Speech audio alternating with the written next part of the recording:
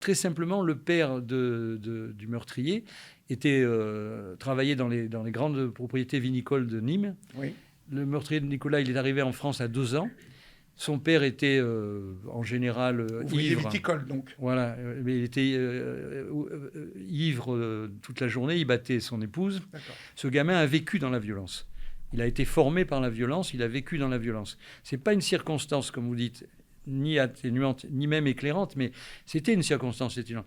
Moi, je ne suis pas devenu criminologue parce que j'étais déjà médecin et que je faisais beaucoup de psycho, mais ce gamin était construit par la violence.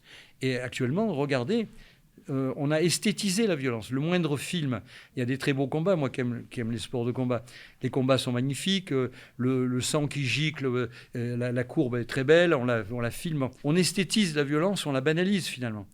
Quand on parlait de la banalité du mal de Madame Arendt, grande philosophe, c'est ça. C'est qu'avant, l'histoire de cow-boys et d'Indiens, il y avait d'abord une morale. Il y avait le bon et le méchant. On savait tout de suite qui était le bon et le méchant. Maintenant, et puis c'était souvent regardez le bon les qui films. gagnait à la fin. Hein. Voilà. En rigolant, je dis que Terminator 1, le méchant, c'est Schwarzenegger en robot. Oui. Et à la fin, c'est le gentil. Et regardez, dans le film, il y a une femme qui devient une robot qui est méchante et il y a même un policier à un moment. Oui. Voilà. On a enlevé des critères simples pour des gamins. Un gamin qui est construit dans la violence, c'est son quotidien.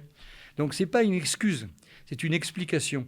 Mais j'excuse pas le bacille de Koch quand il redonne la tuberculose, mais si je peux savoir comment il fait et quel type d'antibio je vais utiliser, je vais faire une guérison.